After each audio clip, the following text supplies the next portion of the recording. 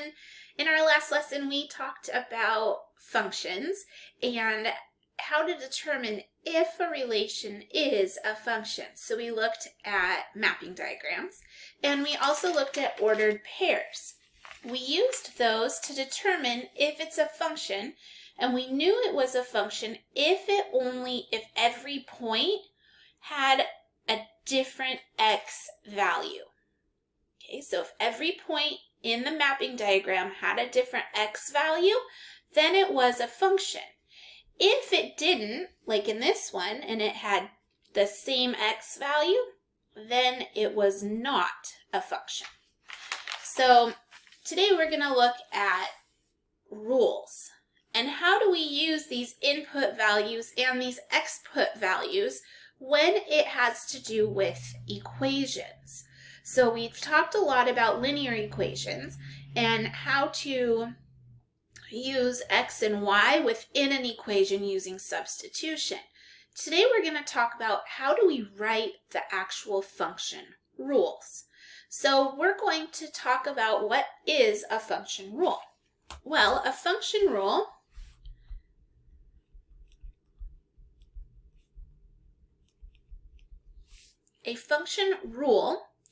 is an equation. So we're going to use an equal sign to describe what happens, the relationship between what happens when you put the x value in and what comes out, or the y value, what it equals. So a function rule is an equation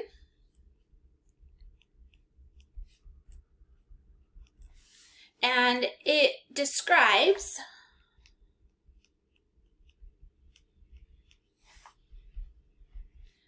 the relationship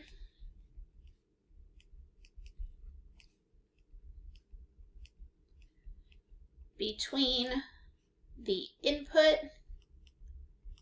which is that x value, and the output, or the y value. Okay, so when you put something in, what are you going to get out? So you could think of this as like a little machine. And your little machine has an input spot and an output spot. Inside the machine, it uses a rule, which is like y equals 3 times x. So whatever I put into the machine is going to spit out a value. So I put into the machine the input, or the x, and let's say it's -2, and what's going to come out, what comes out is going to be the output, or the y value in this equation. And we use substitution. So if I put this into the machine, so here drops -2, I would just do -2 right here. So 3 times -2, which gives me y equaling -6.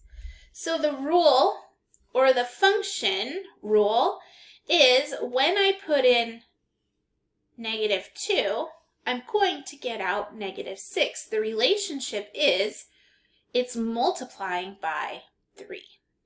So the function rule multiplies by 3. So every input value I put in here is going to be multiplied by 3 to give me the output.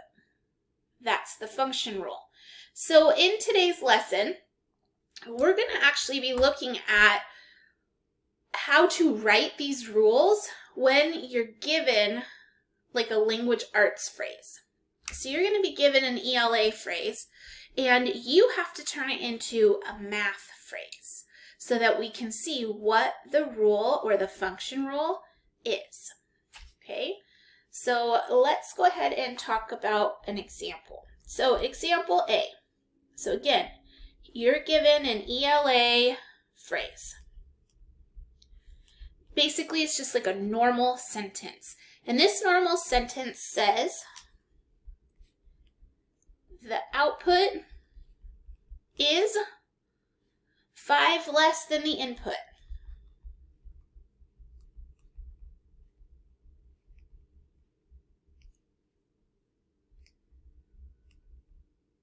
I can't spell. Okay, so there's the ELA phrase. Our job is to turn it into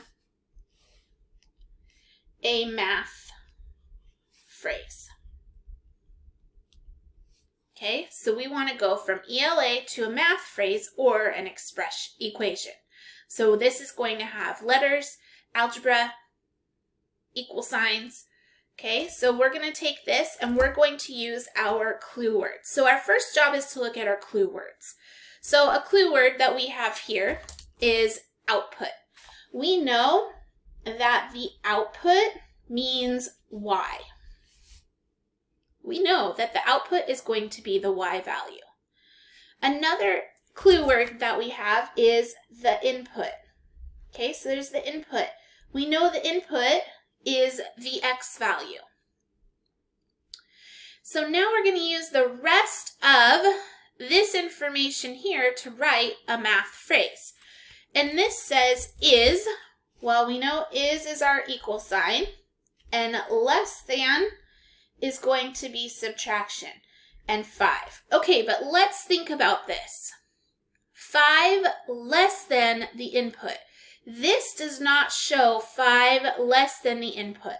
So when we put this into our ELA phrase, our math expression, our math equation, we need to make sure that it matches what it says here. This says 5 less than the input. So this actually needs to switch with the X so that 5 is less than the input. So this says that Y equals X minus 5. That is going, why did I put that there? That is going to be our math phrase. So again, you're looking at those clue words, you're making sure that it makes sense, and you are writing the algebraic expression or equation that you would get. Okay, let's do another example.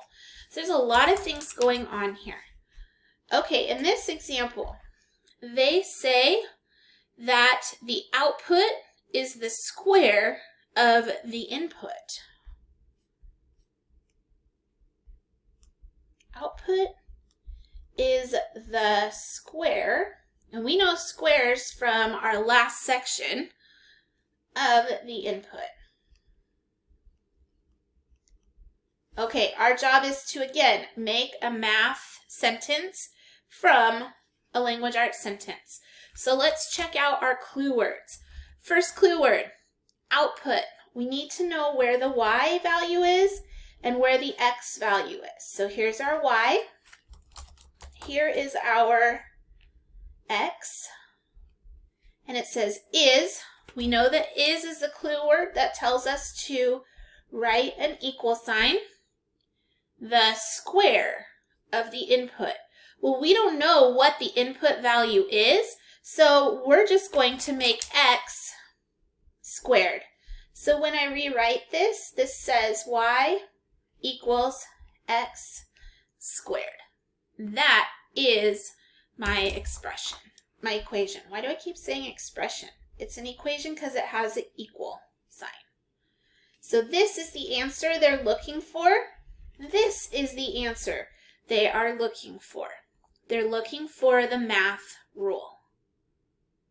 Okay, let's do another, we're going to do another example just so that we can have some extra practice with this. Example C. Example C says the output is 8 more than the input.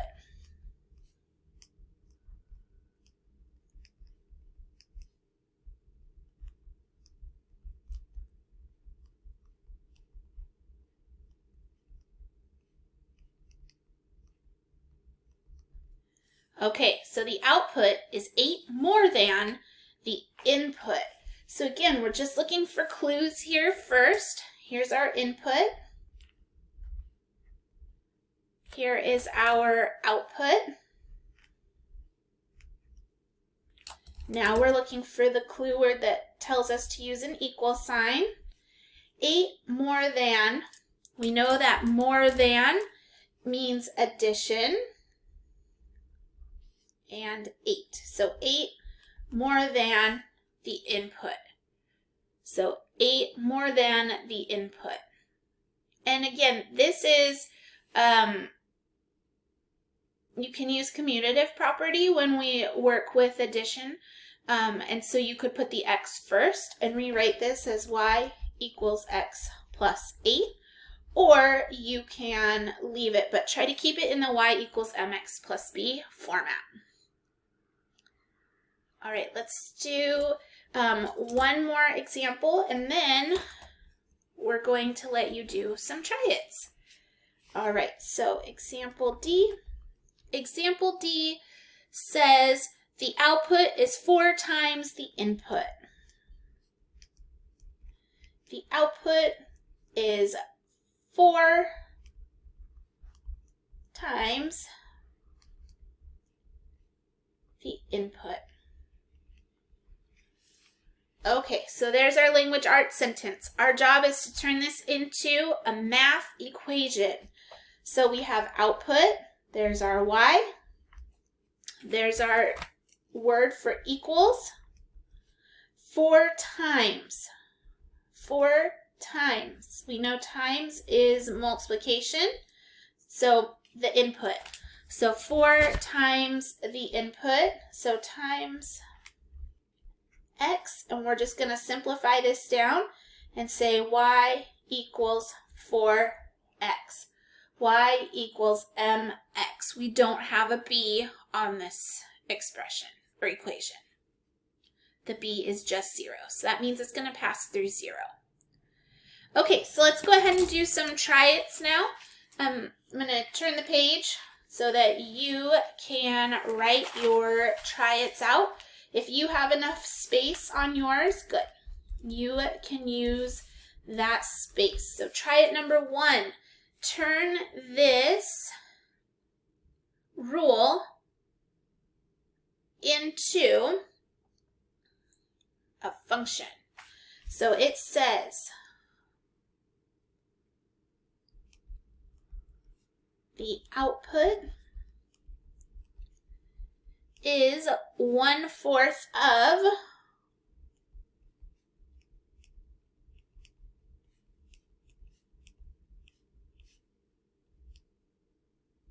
the input. Okay, that is the first one. So turn this sentence into a math equation. And then the next one says the output is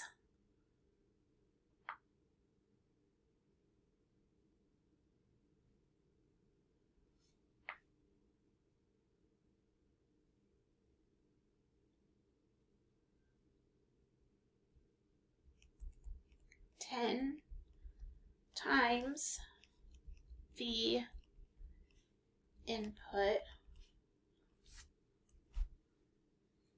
Okay, so go ahead and create those. Make sure that you hit pause right now so you don't hear me solving. And again, we're not really solving, we're rewriting using clue words. All right, first clue word, output. Output is y. Is means equals. Ooh, 1/4. 1/4 is a fraction. So it's 1/4 of. Of means to multiply. And input is our x. So if I were to rewrite this in the correct way, oops, knocked my whole thing. Okay, this would say y equals 1/4 x, just like that. All right, let's look at this one. We have output. Output is y. Is means equals 10 times. Ooh, 10 times the input. Again, we're just going to rewrite this so it says y equals 10x. I wish they would have given you like some addition ones or subtraction ones. If you need extra practice, let me know. Come on back to the Google Meet and I'll give you some extra examples. Otherwise, you can head on over to your practice work. And thank you again for all of your hard work and effort. and make it, oh no, don't make it a great day yet. We forgot to answer our essential question. So answer your essential question and put your level of understanding out to the side. And then when you're done with that, make it a great day.